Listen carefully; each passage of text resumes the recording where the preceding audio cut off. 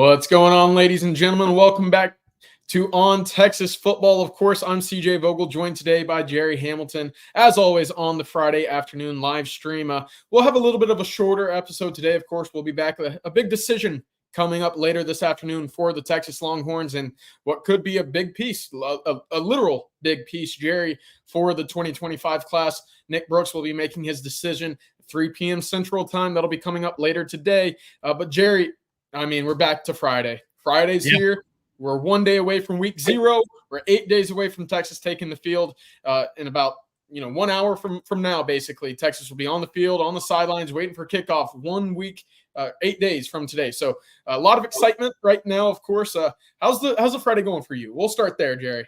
Well, Houston traffic, not well. I'm doing this from my car. I wasn't scheduled to be doing this from my car. So Houston traffic, not going well. But other than that, it's going great. Nick Brooks announces his decision at 3 p.m. I watched a little bit of him last night. Grayson was on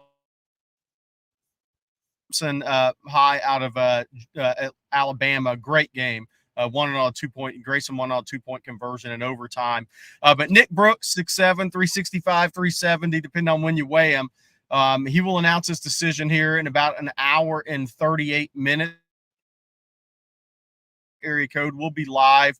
We'll go live about 2:45. But Nick Brooks, Texas, Georgia, or USC. Texas has been trending since the visits. Georgia was trending in the spring. Georgia's got 4 OL commits. Texas has 4 OL commits.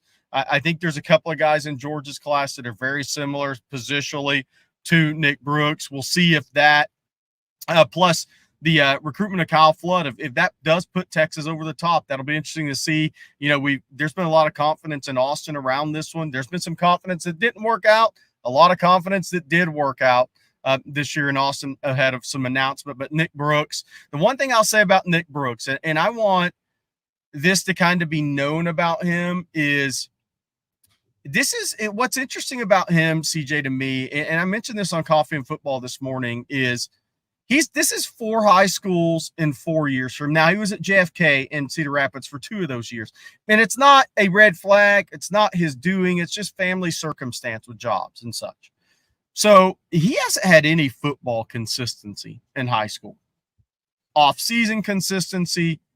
This is his 3rd head coach in 4 years, 3rd system in 4 years. So, he moved to Grayson, back to the Atlanta area late. He didn't have a summer working out with his team.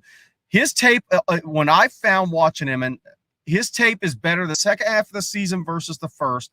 I think because he's moved so much, he's getting familiar with the scheme. He plays his way into shape. So there's some things with Nick Brooks, and my main point in saying that, he hadn't even scratched the surface yet. He's just had too much football inconsistency due to job moves that have really kind of affected his development at the high school level. So he's a really talented prospect. Anytime you're going Georgia, Texas, and USC for a prospect from Cedar Rapids, Iowa, somebody's really talented. That just doesn't happen very often. But there's a development curve that's going to happen with him. But the thing with Nick is, CJ, when he gets to a college strength and conditioning program, he may just take off, because he's had so much of that football inconsistency, off-season inconsistency for him. There's been so much change in his football life that it'll be interesting to see how quickly he really ascends. Yeah, a quick question on Nick Brooks, right? We've both seen him in person, right? Whether it be strolling the airport, in person at school. Jerry, he's big, right? You mentioned 365, 370 potentially. Cam Williams was big. Is it fair to draw a comparison there just out of sheer size? What kind of players are they in terms of contrast? Is there anything, similar between the two? No, there's similarities in that some people have him underranked. Like Cam Williams is a high 3-star prospect for most of his senior year. I mean, which kind of blew my mind. It was crazy. Yes, but I think Cam may be a little more athletic down the field, second level, versus Nick. I think Nick has offensive tackle, foot quickness, bend, body control to play, and definitely length. I mean, he is 84, a 5'6" wingspan, whatever it is. I don't know the exact measurement off the top of my head, but it's in that range, around 84.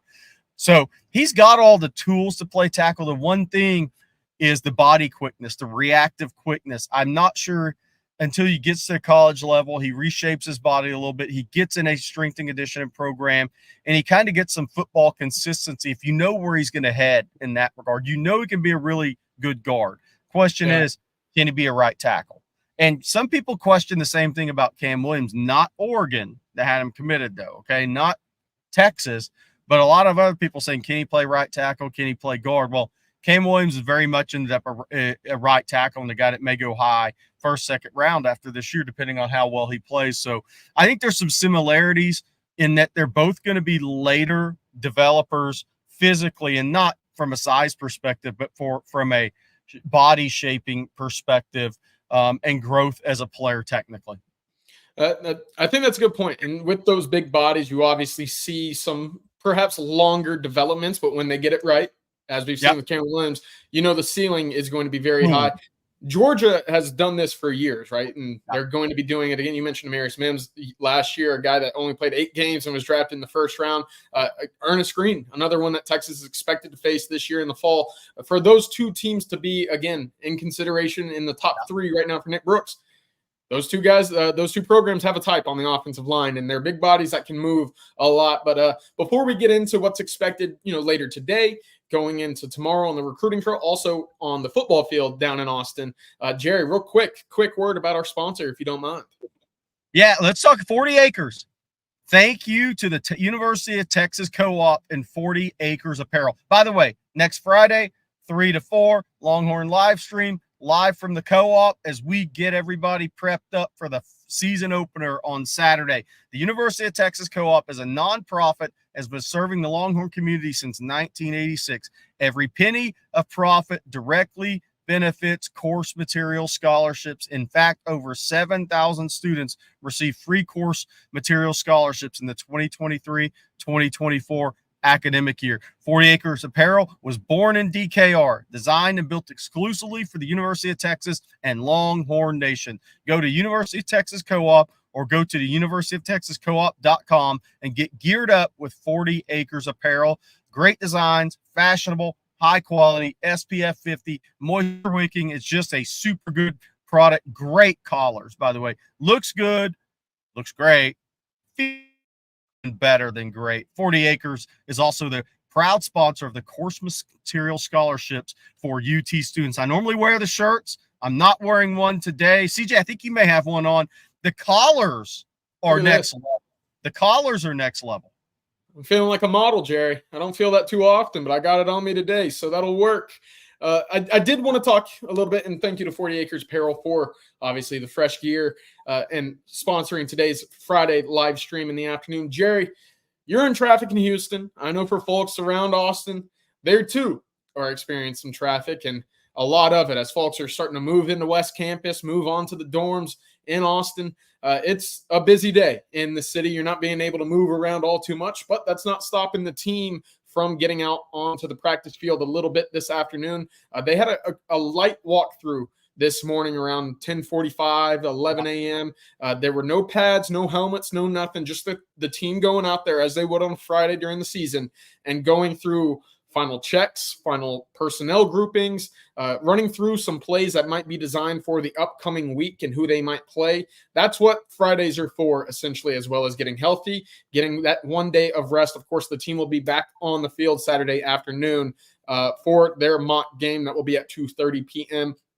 Very similar to how it will be on week 1 against Colorado State, right? But yes, Tetapare, I mean, move-in mayhem down here. That's absolutely the case. I tried to get back to my old apartment on the other side of South Austin, and it took me probably 30 minutes. It was no chance. 2.5 miles, Jerry, 30 minutes. So not a lot of fun there. Had to turn in some keys. But, again, I'm excited to hear about this mock game. Real quick, Jerry, I know that we're going to be hearing a lot from some sources, some conversations about this mock game. Who are some of the first bodies out there? This is a good question I want to bring up from Todd Lacey. Do you think we'll see a depth chart this year? I know that's kind of been Steve Sarkisian's kind of, if we don't have to release it, we're not gonna. We didn't see it last year. I, in fact, was out there with the sign protesting a little bit, but I don't know if we'll see a full depth chart release prior to week 1. Yeah, I mean, last year we didn't get it till game day, right? I mean, that was the reality. So why change? is my question. I do think what's interesting is whether there's a depth chart released or not, the coaches know. The majority of the players know. So I think it's pretty much known, and that's where the point you're at after the two scrimmages. And in the Saturday in the mock game, it's not like there's going to be anything big time come out of this. I mean, people pretty much know where they're at on the team. Staff pretty much knows this is called mock game for a reason. There will be, there's going to be green jerseys on running backs. I mean, that's going to be one of those situations, CJ. We're not going live bullets here, knocking people out on Saturday. I think the interesting thing will be Jake Majors missed a Saturday scrimmage. He's been back at practice. You reported that, right? Bobby Burton reported this morning Jarrett Gibson's really come on and is maybe the best pass protector of the bunch for Texas at running back, the 3 scholarship running backs. If that holds, he's going to have a key role on this team for sure. So Jarrett Gibson is performing well. You knew he could run the football in between the tackles. He's got that little hide and dart ability about him, but he is improved and has done well in pass protection, or is the best of the 3 in pass protection. And again, for me, one of the things to maximize these guys, this running back room and this team is a Jaden Blue with 10, 11, 12 carries, but catching 5 or 6 passes is the wheelhouse, because you want this guy being a movable chess piece for Sark, because he's so dangerous out of the backfield. Yeah. So if Jarrett Gibson can allow Sark to kind of implement a lot of the original plan going into the season and create all the mismatches he can around the field with a Nyblack, with a Jaden Blue, with that speedy receiver core, that would be very positive for this Texas team, because that means Sark wouldn't have had to deviate from the plan as much as probably they originally thought. Yeah, I'm with you. Being able to use Jaden Blue as kind of that step back, kind of in and out of the backfield, to utilize that speed, that one burst and go ability, that's going to be big. And I know that we're getting some questions right now about Velton Gardner. Jerry, since he joined the Texas class, or at least announced his intention to join the Texas roster, I've yet to talk to you about that. So here's our chance, because I know that we have some ideas on how he might be able to be used. I see it as a luxury, a veteran guy that maybe won't be in the running immediately to see a lot of touches, but during the SEC gauntlet that's coming up, right, you'll have that ability to at least have some assurances that there is another body in the running back room that has had time at the D1 level to allow you to run Trey Wisner and Jaden Blue on the field at the same time, to allow you to give maybe a 14 touch limit for Jaden Blue up to 16 touch limit, because you have another body that's capable in that room right now. I wanted to hear from you. Is this a guy that you think Texas has added just because they need a body in that room, or is there a role later on this year that Gardner could certainly carve out and find ways to impact this team offensively? Keelan Robinson role, because Trey Wisner's gone beyond that. Jarrett Gibson is different from that. So the Keelan Robinson role, that fourth running back type of role for Texas. But look, I think this is a big signing for Texas, or transfer, because 3 scholarship running backs and Mason Graham hadn't hit anybody yet. Yeah. So, I mean, somebody's going to get dinged this year. You hope it's not for multiple games, but it's the running back position. Guys get hurt. They get banged up. It is what it is. And neither Jaden Blue or Weiser are bigger backs. So somebody's going to get dinged up this year and have to miss, whether that's a couple series, whether that's a game. It's inevitable. It's the running back position. It's a physical schedule Texas is going to get. So I like the Velton Gardner pickup, because he's had 2 seasons where he carried the ball 70 times. One of those was at Kansas. One of those was at SMU. So he's had multiple seasons. Both those years he was around 320, 350 rushing yards. He has not been used much out of the backfield before. But I do think Jaden Blue and Trey Wisner will be the guys in that role. So I think it's an important signing for Texas, because, look, at this point with 2 injuries out for the season, injuries at running back, the next guy that goes down, I mean, Jarrett Gibson becomes a 20-touch player. Immediately. Yep. So, I mean, that's where it's at. So, Velton Gardner Ryan Nelson said this will be a good sign, because he'll get on the field at some point this year. I totally agree with you. So, it's good to have a guy that's carried 200 times in his career. I'm with you. Again, it just adds to that that depth that you need at the running back spot, especially going into the SEC. Here's a good question here from Champ Bailey brought up. Does he even suit up against Colorado State? He won't know a lot of the playbook. Coach Shipley and Rod and I had a conversation yesterday on the winning drive. If you play Colorado State and you get up and you get to a level in which you expect to be, maybe, again, that line is 33.5 now. If you're up that big, you're going to have your backups in towards the end of the game. I don't know if you see Velton Gardner right away. In fact, I do think that's more of Colin Page's territory. Maybe a reward, if you will, go down that route just a little bit for the work that he's put in this offseason. Of course, we've heard his name several times from Steve Sarkisian, more so as a result due to some of these injuries, but he's been running with that second unit at times this offseason. He's been around the program for 3 years. He knows the system. And hey, I mean, at Austin Anderson, he put up 1,700 yards and was the district MVP his senior year. He's no slouch. So I don't know if you see him right away. Of course, learning the Sarkisian playbook and, well, however large of a role that you have is not going to be a 1 week thing in my eyes. I don't know if you see him against Michigan either. I think you see him a little bit later on in the non-conference schedule before as well. But I thought that was a great question. So that's kind of where I see things falling out for Texas. Of course, again, just to be able to take Jarrett Gibson off the field in those garbage time situations, huge for the Longhorns. And again, just to reiterate, I've had some conversations this week in terms of what else is happening from a position change standpoint. I don't expect Darian Gillette to be a full-time running back. In fact, I expect him to stay on that defensive side of the ball for most of this year. In fact, probably a 95-5% split, if I had to put it in that kind of terminology. He will be on that linebacking room moving forward. I do think Ryan Niblett is still getting more touches and more looks in that running back room beforehand. Juan Davis, that kind of noise has quieted down a little bit, but that opportunity remains for him to be a short distance kind of goal line option for the Longhorns at some point this fall. He's still been getting a period or two in terms of getting some looks in the running back position this offseason. So wanted to throw that out there right now. Of course, a lot of moving pieces in that running back room, of course, with another addition in Velton Gardner. But hey, we'll find out with that mock game. And of course, Jerry, only 8 days away from kickoff as well. Speaking of which, kickoff. And I'll go briefly into this. You mentioned being able to watch Nick Brooks last night. Jerry, IMG Academy took a loss last night as some of these high school games got started. I thought that was a bit surprising. They lost 35-34, I believe, but a really impressive game. For anybody not having any Friday night plans or you just want to itch on what's to come, big one tonight. Yep. The 2026 Texas quarterback commit Dia Bell will be on ESPN this evening at 7 p.m. Make sure to check that out if you're trying to get an idea of what he can do in action. Any other games you got your eye on, Jerry? Well, so what you want to watch Dia Bell, obviously, to watch the 2026 Texas quarterback commit, one of the best in the country. Here's the other thing. Obviously, they play a really good opponent, but their receiver core is fast to the extreme at the high school level. 3 members off their 4x100 meter team that ran 39.39, second fastest time all time in high school to Atascocita this year, 39.39. 3 of those guys, 2026 wide receivers. One of those guys, Zamari Sanders, ran 10.27 in the 100. There it is, Milton, out of the Atlanta area.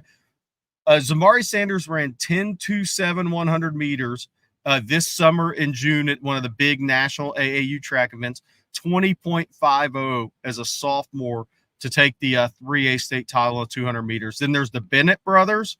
One of those is about 10-12 offers. Texas is looking at him. But this Dia Bell has an extremely fast wide receiver core. And American Heritage, one of the most talented teams in Broward County. Obviously talented out of the Atlanta area as well. This is a tremendous game tonight, but a good chance to take a look at Dia Bell and look at all that speed he has to throw to for American Heritage. Of course, there's plenty of more kickoffs coming, more so for the Texas high school area. They'll all come next week, of course, as the calendar flips over or is about to flip over to the month of September. August 30th and 29th will be the 2 big kickoff days inside the state of Texas. If anybody's in the Austin area, Jordan Clay, the 2026 San Antonio Madison wide receiver, will be up in the Austin area scrimmaging against Austin High. So if anybody's bored tonight and wants to sit out there in 100-degree heat, that's the game for you right around the corner. But hey, hey, CJ, I got a little scrimmage nugget. Okay. North Crowley and Allen scrimmaged yesterday, I believe. North Crowley scored 7 touchdowns in the scrimmage against Allen. North Crowley's really good. Are they good enough to beat Duncanville this year? I don't know. But I was by there last week, and I'm telling you, North Crowley's very talented, and they're really good. They put now Allen's not the old Allen right now. They're down a little bit. But you put up 7 touchdowns with the ones in a scrimmage. It's not like you're playing a lot of snaps. I was going to say they probably saw 7 or 8 possessions. So yeah. It's not Kyler Murray's Allen. I'll say that again. I saw Allen play DeSoto a year ago in that opening game kickoff, and wasn't pretty. Tiger riding, Dalen Singleton, Booby Feaster, those guys all got their own, and it was not a very competitive game by halftime. So I'll add that as well. Jerry, I wanted to ask you this more off the beaten path kind of question, but as this senior season starting up for the Texas 2025 class, are there any specific commits that you're kind of eager to see how they've developed from a year ago? Maybe anybody that you're hoping to, check out and see how they've grown, physically or on the field? For sure, the Coleman triplets, but the 2 offensive linemen at Cedar Hill, all 3 guys committed to Texas. But Devin Coleman has been more of a defensive lineman. Last year played some offensive line for the first time. So this will be his second year playing offensive line. What type of jump does he make? I expect it to be a pretty big one. And then Jordan Coleman, again, look, when you commit to the University of Texas or in Oklahoma or wherever that blue blood is you commit, you carry yourself with a little more confidence that next year. And you also have a big X on you that next year. And Cedar Hill already plays in a District of Doom, right? I mean, they're a 3rd place team in a district. They get to the regional finals, and they're almost forgotten about because Duncanville and DeSoto win state. But Devin and Jordan Coleman, I think they're better than the rankings suggest. They picked Texas over Oklahoma, didn't even make the OU visit, committed to Texas. I think those guys, I've seen Elijah Barnes in person, looks really good at 239 pounds. He's going to play about 15 snaps on offense, play the rest at Mike Backer this year. I think Caleb Chester is a really good player at Fort Bend Marshall. And the key there is whenever I go check out Fort Bend Marshall here soon, they have Isaiah Williams, the 2026 safety, one of the best in the country, and Noel Dominguez, the linebacker. Both have Texas offers. But I think Caleb Chester is another guy that's better than the rankings are going to indicate, because his football intelligence is off the charts at the corner position. You remember that live stream with Rod, CJ, where he was just spitting out plays, boom, boom, boom, boom, and even Rod was taken aback. That's not. I thought Rod was about to pass out, Jerry. That's not what you hear from a 17-year-old corner. Now, by the way, KJ Lacey on the field tonight, season opener as well. Yes, and I think that's a great point right here from Ryan Nelson. Again, I want to see him without Ryan Williams, right? That's kind of one of the big points is he had one of the best wide receivers in all of the country a year ago. Let's see what he looks like when, some of that playing field is leveled out and you don't have that, surefire number 1 guy there. Jerry, again, we got a super chat from Joel. $20. Thank you very much, Joel, for the super chat. This is just for the Bobby ad read this morning. It was amazing, Jerry. I missed it. How was it? No, it was good. He brought out the big Texas hat, the oversized Texas cap, and he was in a good mood. He read the ad this morning, so it was good. It was good. Hey, Pierre Warren asks, did anybody watch Nick Brooks' game? Yeah, I did. So Nick Brooks, he plays his way into shape. He started out really well. Grayson scored. Now he's going up against the top 40 player in the country. Jared Smith going to Auburn, 6'6", 250, plays edge. He had a monster game. Now they move him all around. Middle linebacker, stand-up linebacker, edge on the blind side of the quarterback, edge on the opposite side. I mean, they move him around. He had a big game. And Thompson obviously has a lot of big-time players, but Nick Brooks, all the skill sets there. It's just he just needs football consistency. We mentioned this earlier in the show. This is 4 schools in 4 years, not red flags. It's not anything bad. It's just family, jobs, and the moves back and forth from Atlanta to Cedar Rapids. So he's had no football consistency, and he moves to a school late. He doesn't have an off season with him. He's still learning the scheme. His tape. If you look at the last 2 years of his tape, now Cedar Rapids took it down because they got mad when he had to leave again. But his tape first half of the year and second half of the year is totally different. He loses probably 10, 15 pounds during that season, and then he really gets comfortable in a new system, because this is a third different system in 3 years for him. And as a high school kid playing left tackle, there's a adjustment times that comes with that. But I thought he held up well last night. I thought when he had his wind, he was very effective. I thought there were times when he looked like he got a little tired, and he'll play his way into shape, but his upside's really there. Look, how many guys is a Texas, Georgia, USC battle from a kid from Cedar Rapids, Iowa? Not many over the time. His upside's really good. Yeah, it's a good point. Again, his commitment's coming up in about 75 minutes, up at 3 p.m. Central Time. Too broke to pay attention. We will not be going live all the way through. That would be a long Friday afternoon. I'm not sure Jerry's got that in him, being in the car right now. I'm not sure I've got that in me right now. So we'll be getting off probably right around the top of the hour, but we will be returning a little bit later for that Nick Brooks announcement. Jerry, we got a good question here I wanted to toss to you as well. There's been some conversations about the spring transfer portal perhaps being thrown in the garbage. And I know that was an area in which Texas did a lot of good work. That was an area in which Texas and teams all over the country kind of saw what their spring rosters were looking like and said, we've got to fix some things. If that disappears, is it just all mayhem around now? Do they add another period? What do you think about that possibility of all that movement being, or I guess occurring right after the season originally? Yeah, I need time to really think about that. Are they eliminated and given like a 3-day period in the summer, or are we just having one portal period? Since I've been on the road, I haven't seen. If the talk is just having the 2-3 week period in December, that gets a little more difficult. That gets tougher to navigate. And so that I would need to know more information on that. I don't know if anybody knows that. That if it's just December people are talking about, or if there's a smaller one, the spring one's gone, and there's a couple of days in the summer, maybe a week in the summer.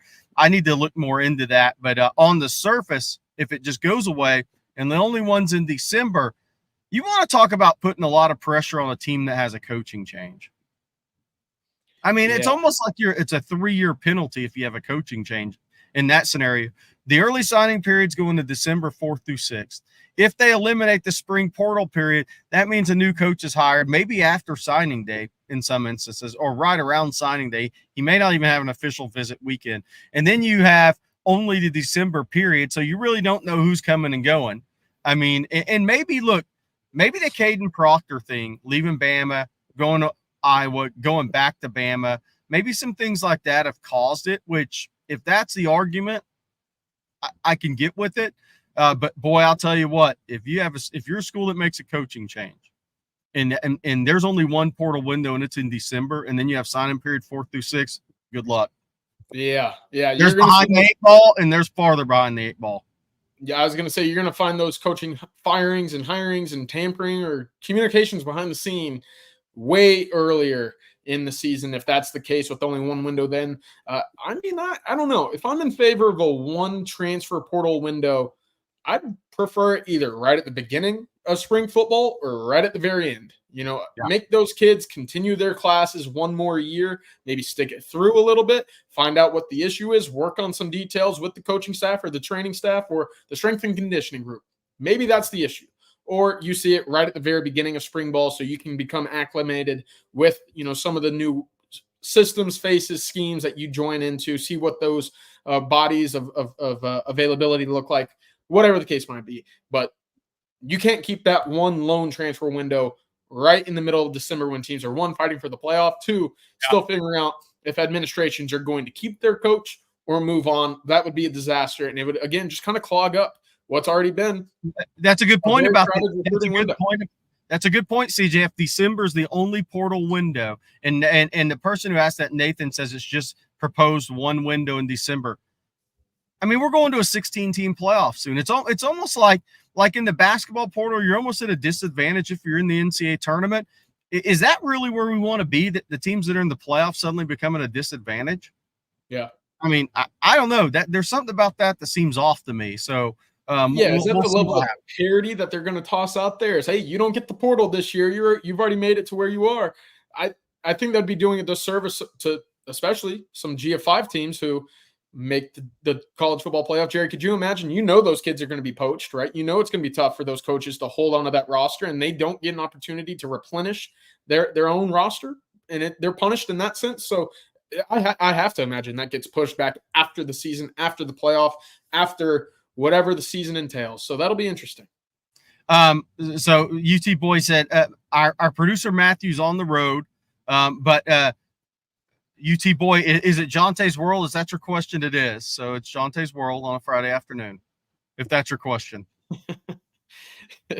It sure is. What about this, Bobby or Jerry? Bobby going to be the CFP czar? It's going to be him and Nick Saban up there running the college football world? No, I guess this is a time to announce it, but Bobby's leaving on Texas football, and he's going to go work for Manscaped after his read today. So he's got bigger things in the future. He's going to be the lead rep. Well, there we go. Also, just to kind of reiterate where we're at, of course, we'll be on here for probably 10 to 12, 15 more minutes here. We're just kind of previewing that Nick Brooks decision that's coming up at 3 p.m. Of course, he will be perhaps the first domino of a busy next 10 days for the Longhorns to wrap up the month of August. Jerry, again, we're waiting on Jonah Williams tomorrow, Aiden Anding tomorrow, and of course, Jamie French will be sometime next week on Friday. So a lot of dominoes potentially falling. Yeah, that's CJ. Let's talk about this. If we're playing the if game, Nick Brooks commits to Texas in a little over an hour. Jonah Williams commits to Texas at 6:30 tomorrow, and Jamie French picks Texas August 30th. Texas will suddenly have the number 6 or 7 ranked class in the country and leads for Michael Terry. You're telling me Texas might end up with a top 5 class, Jerry, even after all the turmoil and the roller coasters that they've seen so far? Yeah, I mean, look, Sark is if he wins these 3 in a row, he's set up for a 4th straight top 5 class, especially if that class goes to 24 players. So is the next 7 days big? Yeah, it's pretty big, not just because they're really good players. Now, even if Texas did get all 3 of these guys, and even if they got Michael Terry in September and they're ranked at the number 5 class, they still have work to do at secondary and a defensive line to fill all the needs. But yeah, I do think the top 5 class remains very much in play if a couple of dominoes fall here in the next 48 hours. Of course, and I wanted to shout out UT Boy again. Thank you very much for the super chat. Excuse me. It is Jonte's World on a Friday afternoon down here in Austin, Texas. Excited to hear about some of that mock game returns tomorrow coming up. Here's another question from Ryan Nelson, Jerry. Duncanville and St. Francis coming up September 14th. Do you have any games right now that you're kind of penciling in saying, ooh, got to get out to go see these 2 teams play one another? Not yet. It's going to depend on who commits to Texas here out of those 3 guys we just talked about. I have some potential travel plans, but I want to see what happens. I doubt I'll be at Duncanville, St. Francis. I tend to stay away from those games, right? They're on TV. You can watch them on TV. I tend to stay away from those games. You can DVR those and go back and watch them. When those games are on, I tend to go find a really good player, either a kid committed to Texas or somebody that's a target, and I want to go see them maybe if they're playing a team that's better than them in some adverse situations. I try to watch these kids in adverse situations as much as possible because they're so good. They dominate so much on Friday nights, but I tend to stay away from those big games. Now, when I was with ESPN, obviously I had to, but now that I can make my own schedule, I sort of DVR those, go back and watch them. But I tend to get out some games that maybe don't have the fanfare, but have really good players against teams I want to see them against. Yeah, and I'm kind of with you. Of course, whenever those teams are nationally broadcasted, Jerry, there's sometimes some tough rules in what we can post, what That's we can exactly use. Right. And that, again, kind of deters a little bit more of, the idea to go out there and be a big part of it as well. I did think, with some of these more national games, they do give you an opportunity to see those nationally ranked guys against one another on the same field. There was a question up here about 2027 quarterback Trent Seaborn from Alabama. Jerry, is Texas recruiting him? I know that Texas has 2 offers in the 27th class right now, Peyton Houston and Brady Edmonds. It feels like to me, with the writing on the wall of where Texas has gone quarterback-wise, those offers normally indicate we want you and we're going to recruit you through until we get you, basically. Yeah, I mean, and we'll see. Trent Seaborn's been on campus before, I believe, if I'm not mistaken. CJ, I think last spring, right? Yes. He hasn't. We'll see how big he gets. He's listed at 6'1", 180. I'm not sure.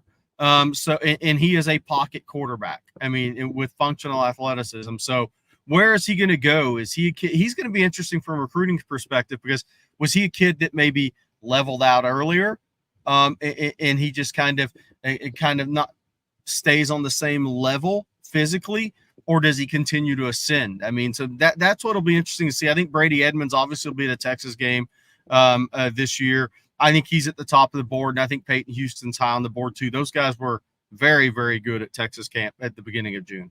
Yeah, two names that obviously received offers June 1st elite camp, but also we heard a lot in terms of perhaps the best quarterback in attendance that year or that weekend in Austin.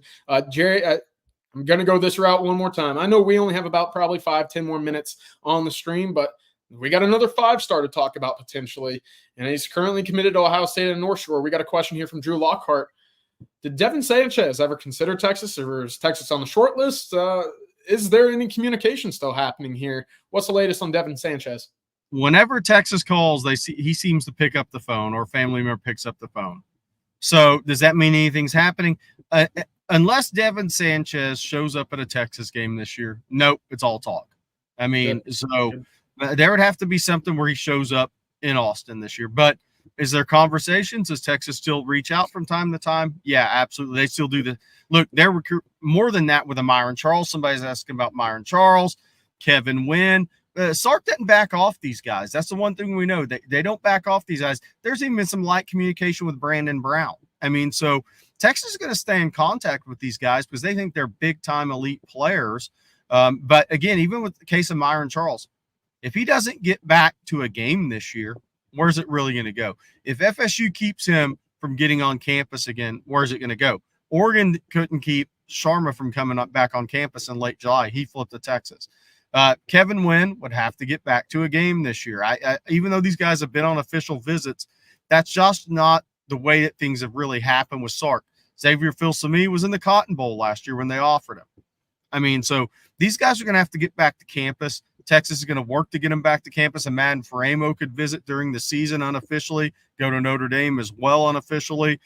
So Texas is going to work to get these guys back on campus one more time. And I think that'll be a telling sign for the staff too, is if these guys, if you can't get them back on campus, what are the odds you're really going to sign the guy? That's a great point. That's a great point. And of course, we still have Riley Pettijohn committed up to Ohio State right now. That was one in which Texas probably felt really good about in the spring. That turned a little bit after summer official visits. And of course, Ryan Day, who made the stop very early in his time at McKinney for Riley Pettijohn, made a big impact then, and obviously came away victorious in that recruitment, Jerry. I've talked to a couple folks up in the DFW area. They believe this one's locked in. Of course, things could change. Being close to home, I know that was a big point for him. But when you come down to it, the two finalists there were Ohio State and USC.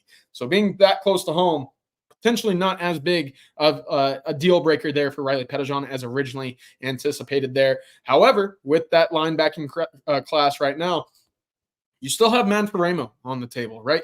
Yeah, a guy who very heavily was considered a Notre Dame lean earlier in the spring. For him to still be uncommitted right now, in a way, a win for Texas, giving them that opportunity to potentially get him back on campus for a game this fall. If that's the case, then you can really start dialing up some talk about him potentially joining this class. Until then, Notre Dame's still probably that top team in this recruitment. Texas still keeping things interesting, in USC, as we know, trying to keep him on the West Coast. But, Jerry, we got one more super chat I wanted to get to from Jose Rodriguez.